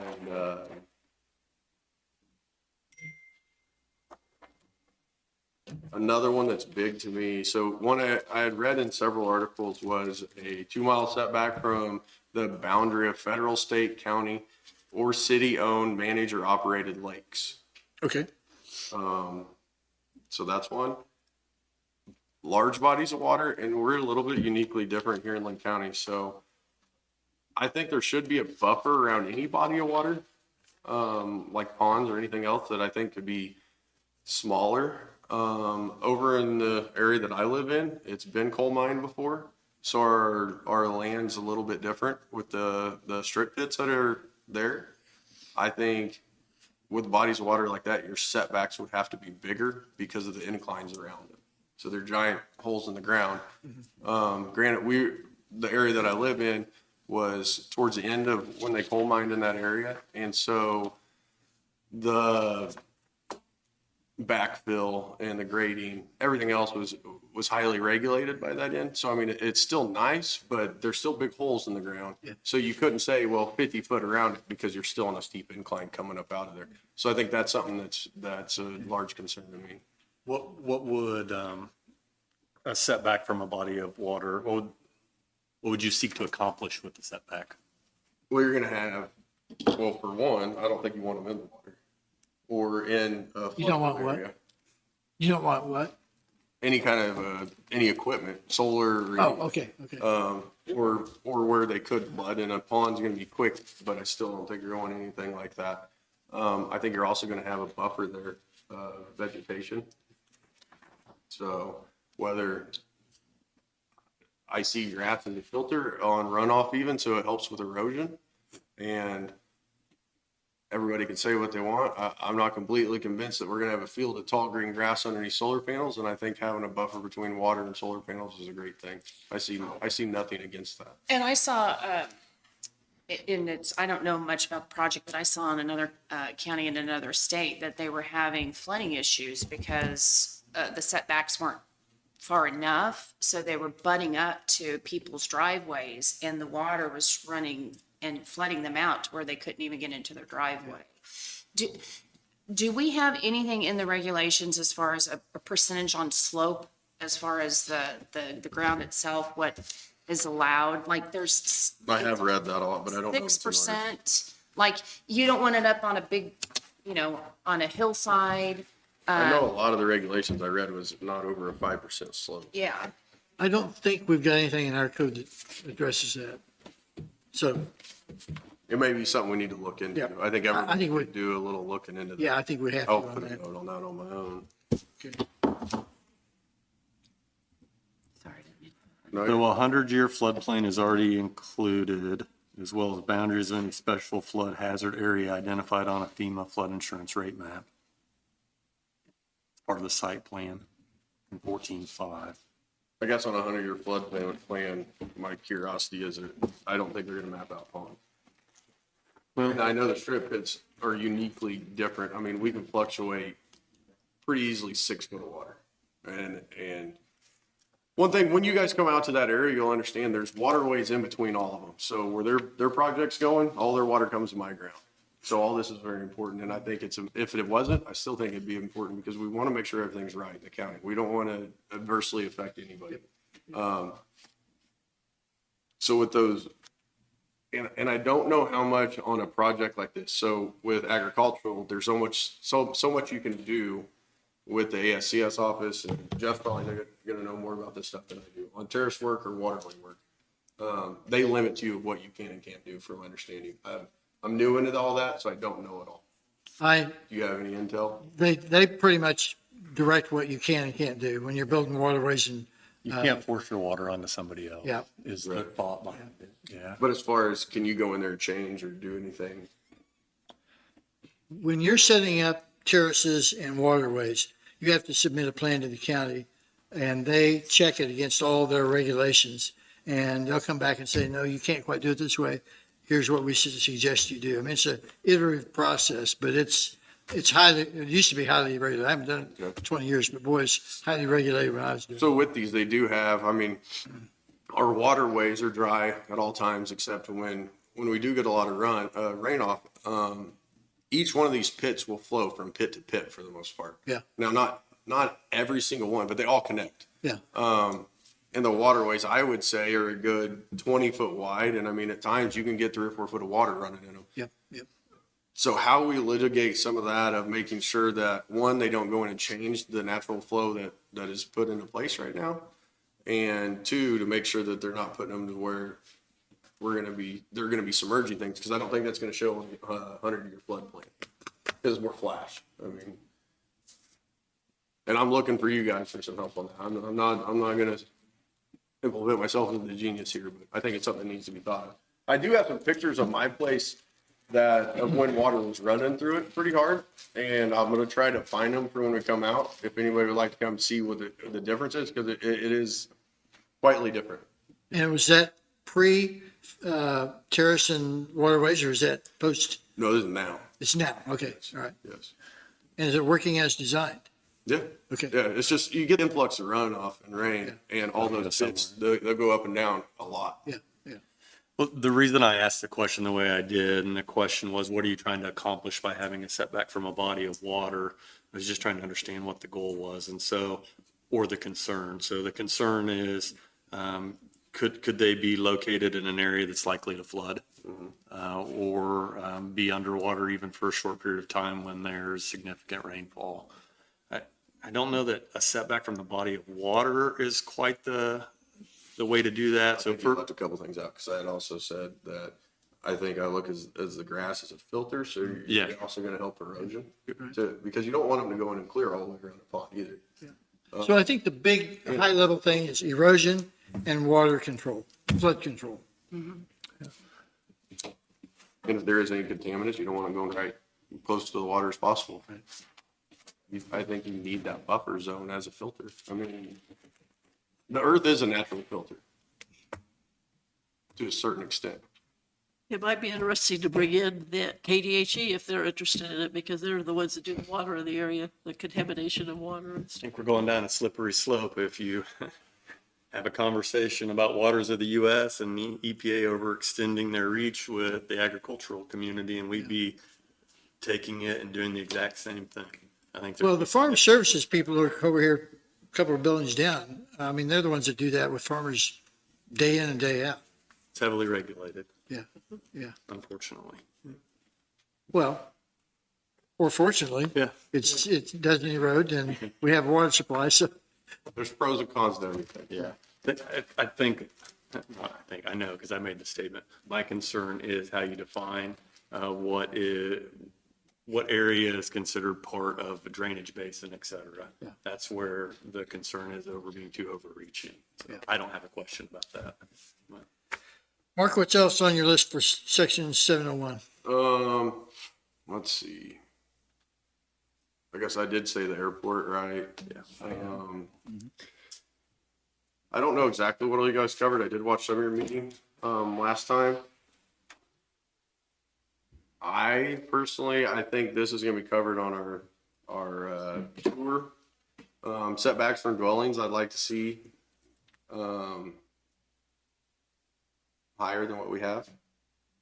On the property line. And then also, something that I had brought up and I don't think anybody really liked to bite on it too much. I had talked about possibly splitting the acreage cap over townships, which probably is a little too excessive, but what about over voting districts is what I'd wonder. Yeah. I mean, if that's gonna make it fair to the county and you're gonna spread it out. Would that be something that was really in the regulations, or would that just be a policy of the commissioners, how they do that? I think if we're gonna have it as a policy, it should be a regulation. That you have. The regulations is what protects their citizens. I mean, I don't understand why we'd have it as a policy. The reason I brought up, I know up in Iowa that there had been conversations of it, and they actually had townships that started putting prohibitions on before the county did it. I do think up in the northern states, things are in a little bit different. It's hard to find a lot of information on everything, especially, expert reviewed things, because it's so new. I spent countless hours doing a lot of research. But I just think that could possibly make it a little more fair to the whole county. The biggest controlling factor is they need transmission lines. They can install transmission lines, but we do have more transmission lines than the exact area that they're looking at. So I can put something together and propose it, to where we do an acreage cap per voting district, or if anybody else would like to hear anything different. I don't see how that's unfair. I think that will help without having one concentrated tiny area of the county that's affected by it.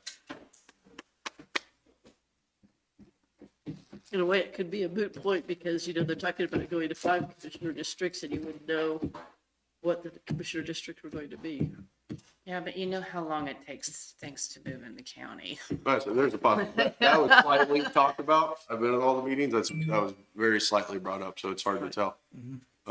We have road districts also. I mean, there's a bunch of different districts we could split it through. I was just thinking, I don't see how that's unfair. Josh, I'd like for you to opine on this issue. I've heard that you're more interested in putting the farms or the solar farms where there's an infrastructure already. Yeah, there's definitely that aspect, and I think that one thing to keep in mind for utility scale projects is that economies of scale are very important. in order to have competitive power pricing, and splitting, small projects to a bunch of smaller chunks won't be cost competitive. So that's why, you've seen designs of projects so far, or you've seen other plans, of where they are, concentrated in a block. It is again because of needing those economies of scale to be competitive. So if there's, a vision of however that's split to those different districts, it may not be possible for a project to move forward with those size limitations. Okay, but I guess I was more concerned, I was thinking, I've heard that everything's, the infrastructure is there by the power plant right now, and that's where you'd prefer to be. Why wouldn't you go west of K7 and build it out there on the flat land out there, and everything's nice out there, but there's just no infrastructure? I mean, do companies do that? Do they want to do that? Yeah, I mean, again, it comes down to cost, right? If there's, property that's in X location, but you need to interconnect it in Y, and it's 15 miles apart, well, then you're adding, $20 million or whatever that number is for transmission line, as well as, needing those additional easements. And so, the closer proximity to the infrastructure is just, a calculation that we look at. And I think it's sort of, why some of these projects are being proposed where they're at, is of what's there already. So can that be a deal breaker? Anything could be a deal breaker. I mean, but at some point of that's just cost of doing business also. Right. Now, remind me, didn't David Fisher talk about that we don't want any new poles or transmission lines? Did he talk about that? He was sitting over here. I remember Remember something that, about right? having a conversation about putting stuff under. Transmission lines are gonna be a little bit different than just doing power poles. So with transmission lines, they can actually do eminent Do you domain. remember what David? And we're not gonna be able to control that. Yeah, but I mean, it seemed like he talked about that, when we Well, were in going the over that there would be regulations, there no was an new. area that, on a requirement, we requested not to have any more new poles put up, yes. Mark, you referenced eminent domain here. I know eminent domain can be used for public utilities. So would your understanding be that a independent contractor like Clearway would have the ability to use eminent domain to construct a new transmission line? I have no idea on Okay, that. I wasn't sure where you're going with Yeah, that. I couldn't educate on 'Cause that. that could be concerning, obviously. Yeah, I truly don't know.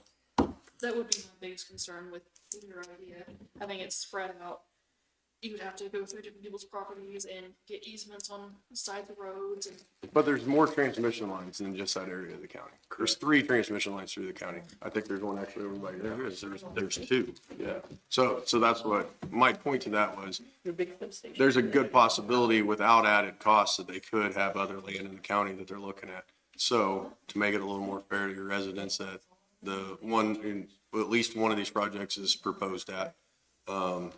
I don't see how it'd be unfair to put an acreage cap per voting district, or just to split it throughout the county. So you're still giving them the ability to come in. You're still giving the ability that the county can make money. But they may say, not for us, I'll move on to X county. But our regulations, they could say that on any one of the regulations. Absolutely, And absolutely. so I think our regulations are protecting the citizens and the county itself. I don't see why spreading something like this across the county is such a concern. Well, and Ally just brought up a point. It's that EDF, their project is very spread out. And there are certain properties that are being paid to put transmission lines in already that don't want solar on their property, but they're allowing them to put the transmission lines on their property. And where's this at? Oh. There's signed leases at the register of deeds. Oh, Yeah. For okay. Just for that, transmission lines, not yeah. solar panels. Gotcha. I'm just saying, like, it's happening in our area too.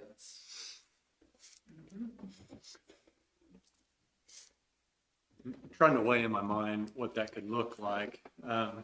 Essentially, our commissioners will be tasked with hearing the concerns of the citizens that could be affected by it. You two are definitely in that group, and you as well. and weighing that against the public good. Anytime eminent domain is used, that's the exact same process, meaning when they widened 69 highway to 4 lanes, there were some families that were definitely negatively impacted. Our family farm, original homestead was hit by eminent domain, not happy about it at all in the moment.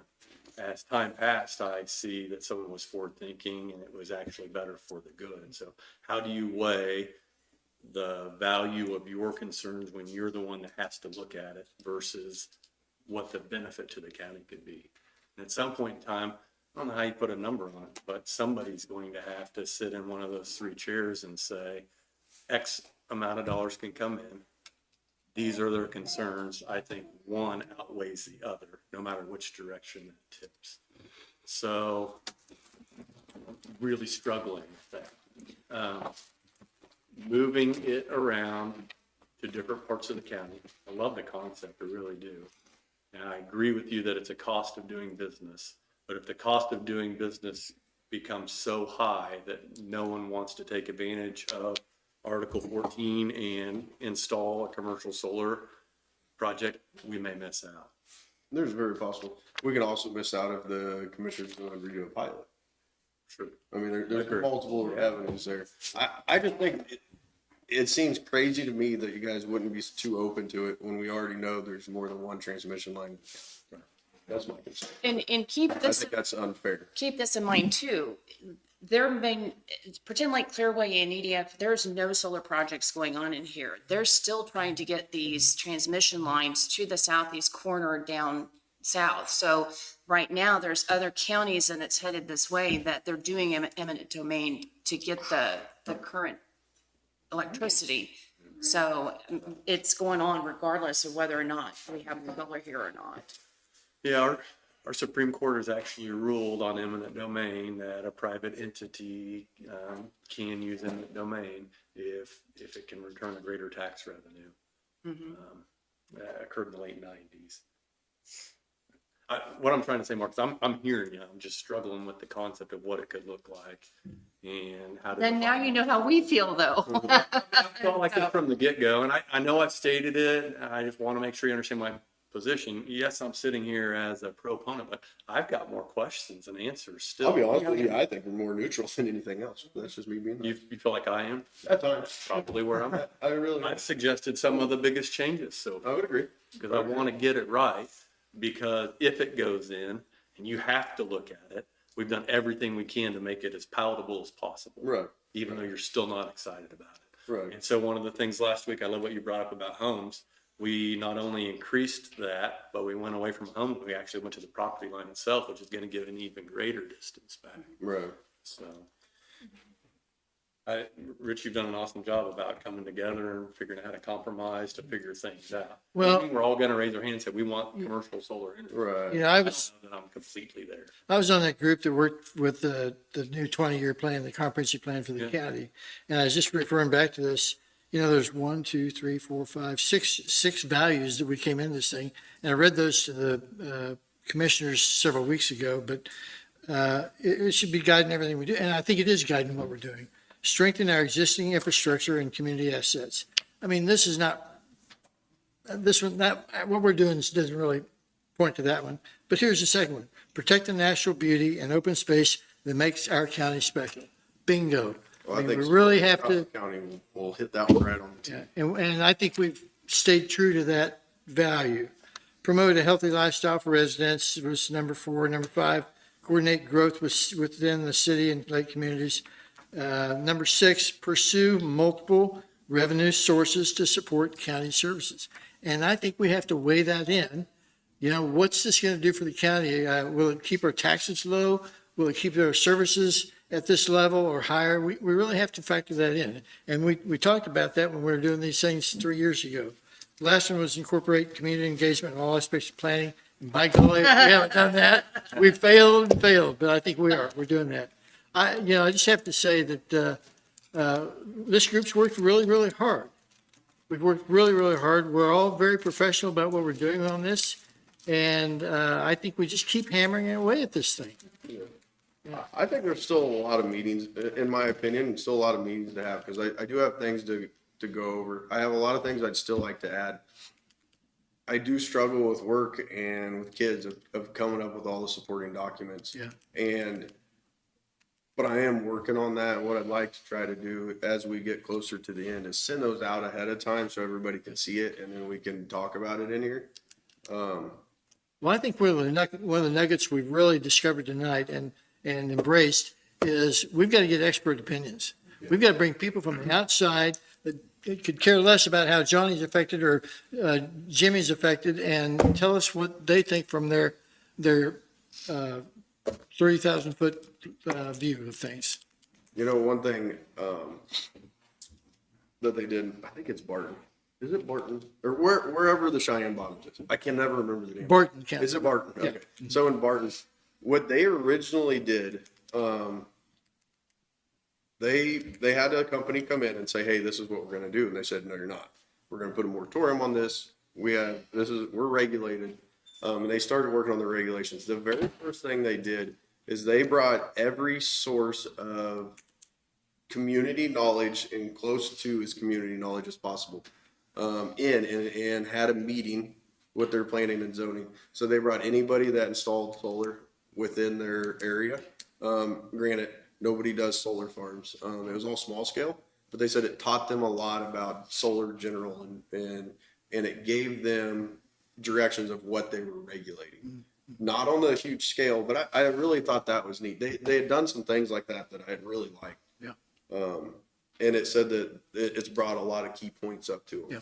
Yeah. So I think my point of all of that, they had a year moratorium. As they got close to the end, they went back to their commissioners and they said, listen, we need another 6 months because we don't have enough time. The sad thing is their commissioners gave them 3, and now they're really rushing at the end with this public forum and everything else. So I like that we do have time, and I like that everybody in here, I don't want to waste anybody's time, but I think being thorough about this, as much as I am against solar, it's not solar in general. To be quite frank, it is these large scale solar, what people call farms. I think there's a lot of skepticism too, so I want it to be done right. If we are gonna have to deal with this in the county needs to, we need to make sure they're gonna benefit and it's gonna be done correctly. Yeah. I don't wanna do it with regrets. Yeah. So there's just a lot to that, and I do appreciate everybody taking their And time. Mark, I'm not sure there's anybody that disagrees with what you said. We want to do this thing right, Right. and we want to do it slow enough to where we have the chance and the opportunity to do it right. We got kept. You know, there's 2 things that are not going to change in this county. How close we are to the metro area, Yep. which is really an advantage, and the infrastructure that's already here. Those 2 things aren't going to change in this decade or the next. Right. So we're I think Linn County's in a favorable position Yes. if we do it right. Hard to reel the big fish in with economic development considering our small population. That's kind of the one struggle we're gonna have. Well, I think one task that we've been, and I don't know about you guys, but I know we have of advocating against this is replacing the power plant, which is a big task. And I don't know if anybody truly knows what that task is. I don't think the power plant knows. You know, they can give projections, but I don't think they know I how. think there's a lot of people that talk about we need to replace that revenue that don't know what that revenue is even. Right. Yep. We know how much it is. This will not replace that. That is 100%. That's true. The power that it puts out or the revenue. I mean, roughly 2/3 of our tax base is that power plant. $16.5 million. Yep. And you're right. Any solar power units not going to replace that. Well, depends how many acres you're willing to give up, but Well, it's true. we ain't going down that avenue, hopefully. So I guess township wise or road districts, would anybody want me to bring maps to supply different theories on that? Paul, what's your opinion? Well, I did a quick search for what the townships were. There's 11 townships. Yeah, townships are a little too crazy. Well, but they're already there. Yeah. I mean, just to give a ballpark, if you take 4,000 acres over 11 townships, that's 363 acres per township. So, that shaves it pretty thin, I think, from their Right. perspective. Right. I think it's a little too cut up to do 11. But so, just looking at the map though, it makes more sense as far as what might be involved in spreading it out. I think it would be a custom map altogether if we were trying to balance it with what infrastructure is already there. That I think would be something that was just done from scratch. Map that exists right now. But I don't know that I have a strong opinion either way. On the one hand, if we're going to have them here,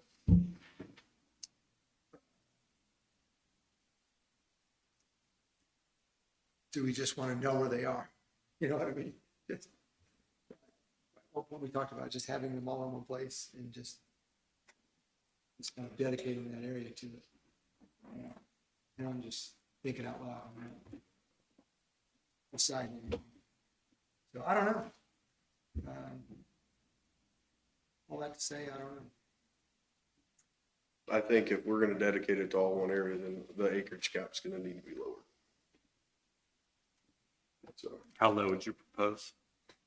I've went back and forth on that a lot. I went in front of the commissioners and talked about this some too.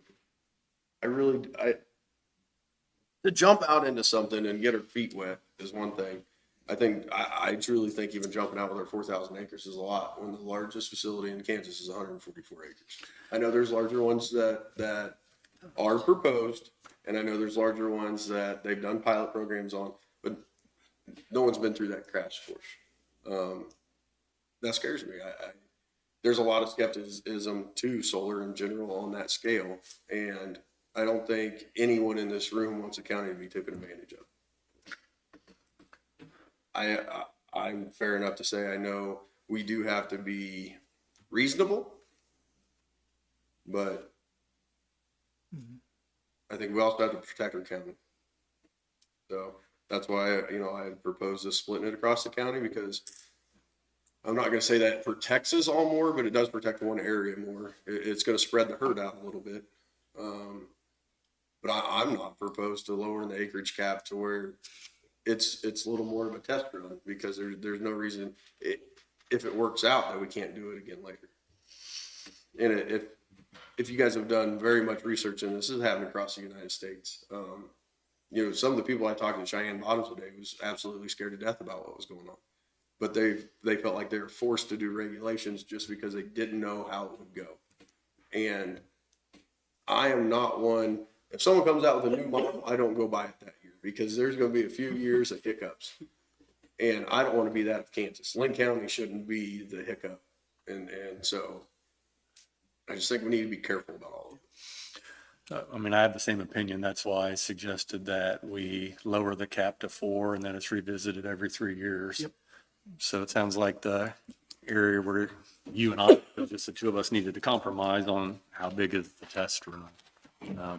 For example, for that, and I don't know what the right answer is. I feel like 4,000 is a much better place to start than 8,000, but I'm also hearing you, there's nothing preventing that 4,000 acres from all being in your backyard. Right.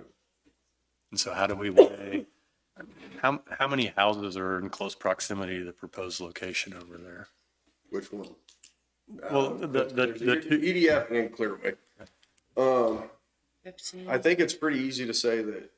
you can say 15, I know 15 families, but those are the people I've talked to. sure. Yeah, I guess it depends on which area we're gonna talk about, because they come every week, but EDF's been out in the field quite a bit lately, so it's gonna be a race between who's gonna get it probably, depending on how we do our regulations on caps and everything. I can supply us with in that general area of how many houses. Yeah, but there again, if, let's say the number really is 15, to me, it'd be easy to scoff and say, well, it's only 15 houses, but everyone in the county gets to benefit from that. That's a crummy attitude if you're one of the 15 people that has to see somebody say, I'm not important. And so Right. I mean, that's why I'm asking, no matter what, whoever, whether there's a quadrant and there's 4 different major projects that went in our county, as you spread it out, more people are negatively impacted, yet in theory, the county's getting the same benefit. And so is there value in concentrating it or greater value in spreading them out? Right. I'm not offering an answer for that. And in our area, granted, there's a power plant, but then you have the state refuge, the federal refuge, you have the massacre site, you have the scenic byway, you have the trading post. It circles everything, and it's just gonna be dropped down in the middle surrounding our homes. So, I mean, it's more than just the solar, it's everything around it. And to be quite frank, if for some reason it wasn't in our, if something happened, and all of a sudden Clearway said, we can't do it right here, we're going right beside Prairie View, I'm still gonna sit here. We're still gonna be here talking about this. I'm invested in this, not just for myself. I mean, that's what originally started me in it, but, Cheyenne Bottoms has actually reached out and wanted me to go out there to talk to them about some of the research I've done and come up with. And I think it's scary for the counties across our state of the fear that they've been put into with this stuff. David Berglund, who you guys probably know and served many Yep. years on this, on the Planning and Zoning Commission, would every once in a while say, Highway 7 runs north-south to the whole county, and the assets and frankly, the beauty and much of what is very enriching to the county is on the east side. And on the west, it's pretty much open prairie and not much development and not much out there. I mean, it's an interesting dynamic that we have in the county. You can really just drive down that Highway 7 and say, yep, there's the rural side and there's the developed side. But it is what it is. It's the county that we love, the county that we live in, so. I guess I got a question for you, Josh. I'm just sitting here pondering things. If the Lacing generating station wasn't there, would you be looking in that area still? If there was zero infrastructure, If the generating station wasn't there, so if the power plant wasn't there, but there was transmission lines, If the infrastructure was not there, would you be interested? I think it'd be more challenging because what we've talked about earlier as far as you absolutely need an interconnection point, right? This is all predicated on being able to provide electricity onto the grid, right? So if you're taking away something fundamental to a project and saying, would you still put it there? I mean, probably not, but at the same time. Let me ask that in a different way. Yeah. What advantage is there to hooking up to the grid where the proposed locations are versus in Parker where there's the same transmission line? So a couple things, but first off is working with a landowner who is very supportive. Set the of a project. landowner aside, if all Oh, things are equal. That's a big one now. That's a big But one. if you could lease the properties, is there an advantage to that location? Yes, I think it's isolated. There are not a lot of homes there. I think it's not very heavily trafficked. There is obviously traffic there. There are people there. There's it's flat. It's see what else. What other advantages are there? It's formerly disturbed strip pit mine. And really has been as we've done our studies and surveys, come across as very compatible. So is that the only site that exists? No, but there's a lot of projects that we're working on, a lot of different areas, and from a pure sort of, some of the basics that we look for in development, it checks a lot of those boxes. So I'll go back to the landowner thing, because I do agree that's an important consideration. How many landowners have you had to work with to secure leases to make your project possible? For this project, well, that's an advantage as well, because there's really only two. Okay, I assumed you'd say that. The 3,000 or the $800 million thing that was approved for Bourbon County, they had to work with 33 landowners, so it's obviously more difficult to But patch Bourbon work. County doesn't have a Cheyenne power Bottoms, plant. same way, they had a massive amount of landowners. Right. And that can vary, it totally varies. Like we've got projects where there's few, we've got projects where there's many. So that's very fundamental part of any project is. having You do all support your, you do all your legwork by Parker, and you have to work with 17 landowners instead of 2, and 1 or 2 people are a holdout, and you can't piece it all together, then all that work is for naught. So I understand the They ran value. the of same working. issue everywhere. All right. I think some of the things you say are contradicting to say that it's not trafficked much when we have the largest highway over in that corner. I think to say it's flat, if you haven't been else in Linn County, there's plenty of flat areas. There's no. He I said shouldn't- you're- Talking about I in- shouldn't rebuttal. I shouldn't. No, I know where the highway is, Thank you for that. Yeah. Guys, we're at 2 hours, and I think we just lose our edge after 2 hours, so I'm going to call this to a halt. We'll pick it up right where we left off next Wednesday night. Okay. Thank you all. Thank you. Appreciate everything you're doing. There you go. Did they?